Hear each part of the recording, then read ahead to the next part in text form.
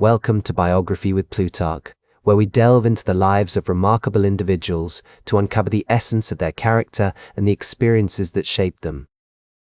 Today, we embark on a fascinating journey through the life of Lucille Ball, a woman whose pioneering spirit, unbridled creativity, and irresistible charm captivated the hearts of millions. Born on August 6, 1911, in Jamestown, New York, Lucille Desiree Ball was the daughter of Henry Durrell Ball and Desiree Evelyn Hunt. Her father, an electrician with the telephone company, moved the family to various locations during her childhood, eventually settling in Celeron, a small town near Jamestown. This nomadic upbringing would later influence Lucille's adaptability and resilience, essential qualities that served her well in the ever-changing world of show business.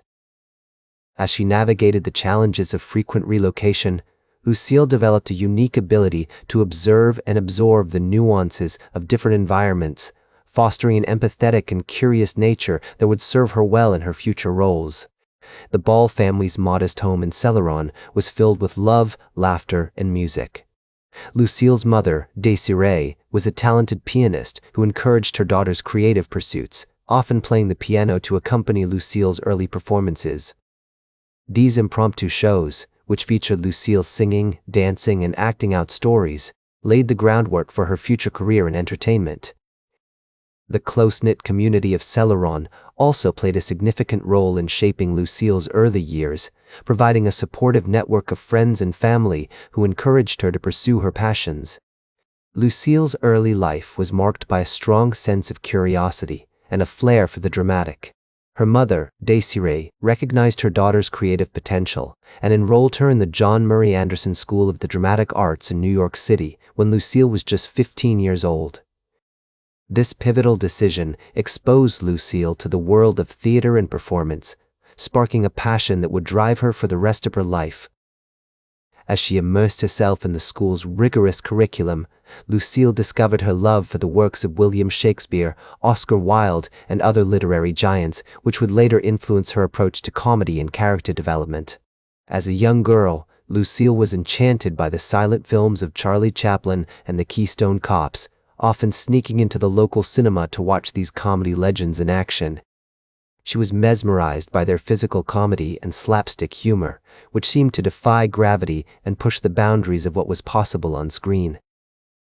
Her love for this type of comedy was evident even then, as she would reenact scenes from these films with her friends and family, using makeshift props and costumes to bring the characters to life. This early appreciation for comedic timing and pantomime would later become a hallmark of her own unique style, as she mastered the art of conveying emotion and humor through facial expressions, body language, and cleverly crafted dialogue. Growing up during the Roaring Twenties, Lucille was influenced by the cultural and social upheavals of the time. The rise of feminism, the Harlem Renaissance, and the advent of radio and film all contributed to an era of unprecedented change and creativity. As she navigated her teenage years, Lucille began to develop a strong sense of self, shaped by her family's modest means, her own determination, and the boundless possibilities that seemed to await her in the city. She was particularly drawn to the vibrant world of jazz, which seemed to embody the spirit of rebellion and experimentation that defined the era. The likes of Louis Armstrong, Duke Ellington, and Bessie Smith became her musical heroes, their innovative sounds and styles inspiring her to push the boundaries of her own creative expression. In 1926, at the age of 15, Lucille left Celeron to pursue a career in show business, joining her parents in New York City. She enrolled in the prestigious John Murray Anderson School, where she honed her acting skills alongside other aspiring performers. It was during this period that Lucille began to develop her signature look, adopting the distinctive red hair color that would become an iconic part of her image. As we explore the early years of Lucille Ball's life, we see a young woman driven by a fierce ambition, a quick wit, and an unrelenting passion for performance. The experiences she accumulated during this formative period, from her family's modest beginnings to her earliest forays into the world of entertainment, would lay the groundwork for a career that would span decades, captivating audiences with her unique brand of humor, charm, and irrepressible spirit. With each step, Lucille was drawing closer to realizing her dreams, and the world of comedy and entertainment would never be the same again. As Lucille Ball's career began to take shape, she found herself immersed in the vibrant world of 1930s New York City, where the sounds of jazz and the thrill of Broadway filled the air. The city was a kaleidoscope of creativity, with its bustling streets, iconic skyscrapers, and world-class theaters. In this dynamic environment, Lucille's passion for performance flourished, and she began to make a name for herself as a talented young actress. In 1928, she landed a role as a Goldwyn Girl, a prestigious group of young actresses who served as extras and performers in various film productions. This opportunity not only provided her with valuable experience, but also introduced her to the inner workings of the film industry. As a Goldwyn Girl, Lucille had the chance to work alongside some of the most talented performers of the time, including the renowned actress and model Helena Rubinstein, who would later become a close friend and mentor. Rubinstein's guidance and support played a significant role in shaping Lucille's early career, offering her valuable advice on everything from acting technique to personal style. As Lucille navigated the complexities of the film industry, she began to develop a keen sense of self-awareness, recognizing both her strengths and weaknesses as a performer. Her performances earned her critical acclaim, with one reviewer noting that she possessed a unique blend of wit and vulnerability that captivated audiences. This early success on stage paved the way for her eventual transition to film, where she would become a household name. The 1940s proved to be a pivotal decade for Lucille Ball, as she began to make a name for herself in Hollywood. In 1942, she signed a contract with RKO Pictures, which led to roles in films such as Du Barry Was a Lady and Without Love. Her performances during this period showcased her remarkable range, from dramatic turns in films like The Big Street to comedic roles in movies like Meet the People. It was also during this time that she met her future husband, Desi Arnaz, with whom she would form a personal and professional partnership that would change the face of American entertainment. Their relationship was built on a foundation of mutual respect, trust, and creativity, with both partners bringing their unique talents and perspectives to the table. As they worked together on various projects, they developed a synergy that would eventually lead to the creation of one of television's most beloved sitcoms, I Love Lucy. One notable example of Lucille's early film work is her role in the 1943 film Best Foot Forward, a musical comedy that showcased her impressive dancing skills. The film's director, Edward Buzzell, recalled that Lucille was a joy to work with, bringing a level of energy and enthusiasm to the set that was infectious. This experience not only honed her craft, but also introduced her to the complexities of filmmaking, from script development to editing. As the 1940s drew to a close, Lucille Ball's star continued to rise, with roles in films like Lover Come Back and Miss Grant Takes Richmond. Her partnership with Desi Arnaz, both on and off screen, was beginning to bear fruit, as they developed a unique comedic style that blended witty banter with physical humor. This synergy would eventually lead to the creation of I Love Lucy, which premiered in 1951 and revolutionized the medium. The success of I Love Lucy can be attributed, in part, to Lucille's innovative approach to comedy, which emphasized character development and relatable storylines. As she once observed, "The secret to our show's success is that we're not just a bunch of funny people, we're a family." This sentiment was echoed by her co-star and husband, Desi Arnaz, who noted that Lucille's genius lay in her ability to find humor in everyday situations, making the ordinary seem extraordinary. Throughout the 1950s, Lucille Ball continued to push the boundaries of comedy, both on screen and behind the camera. Her production company, Desilu Productions, became a hub for innovative storytelling, producing shows like Star Trek and The Untouchables. As a pioneer in the entertainment industry, Lucille Ball's influence extended far beyond her own performances, shaping the course of American comedy and paving the way for future generations of female comedians and producers. As she looked back on her remarkable career, Lucille Ball reflected on the importance of perseverance, creativity, and collaboration. Her journey from a young actress in 1930s New York to a beloved television icon was marked by countless challenges and triumphs, each one shaping her into the talented and trailblazing performer she became.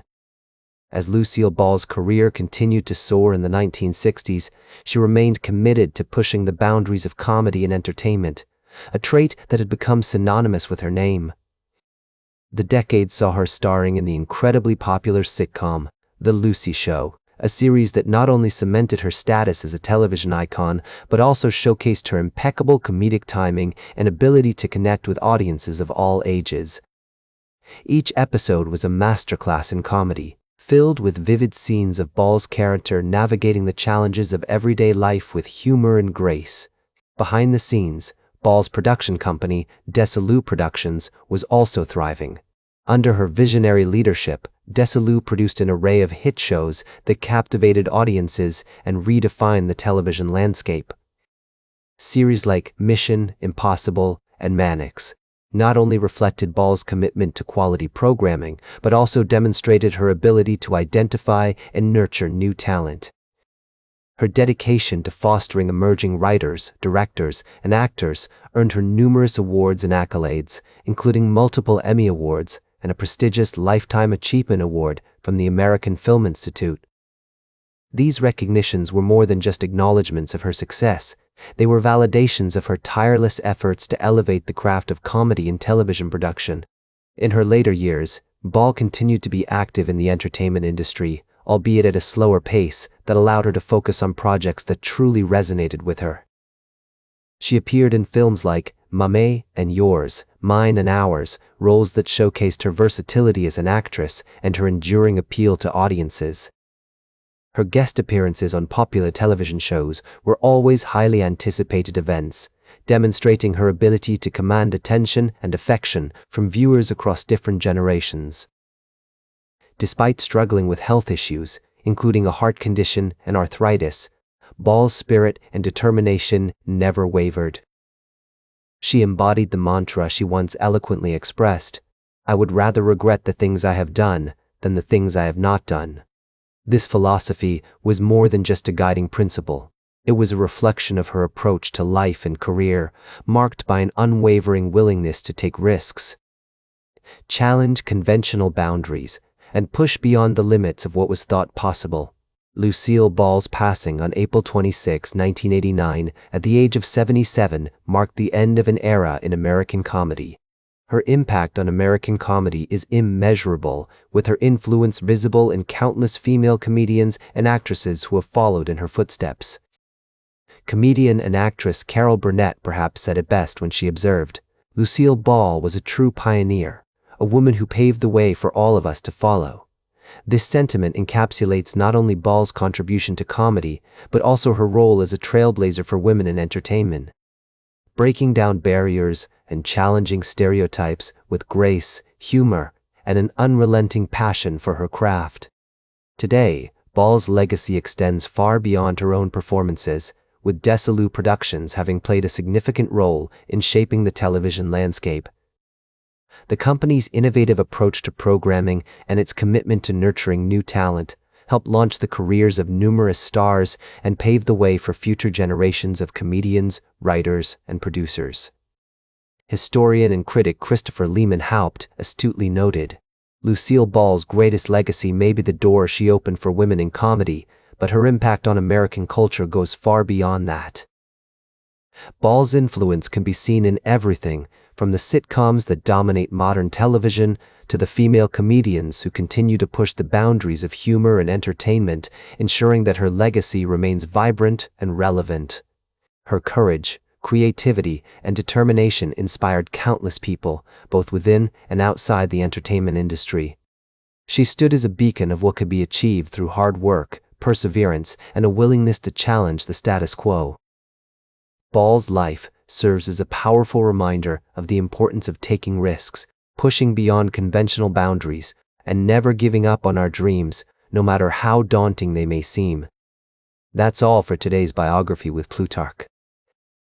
Remember to like, share, and subscribe, and until next time, remember that understanding the lives of remarkable individuals helps us better understand ourselves.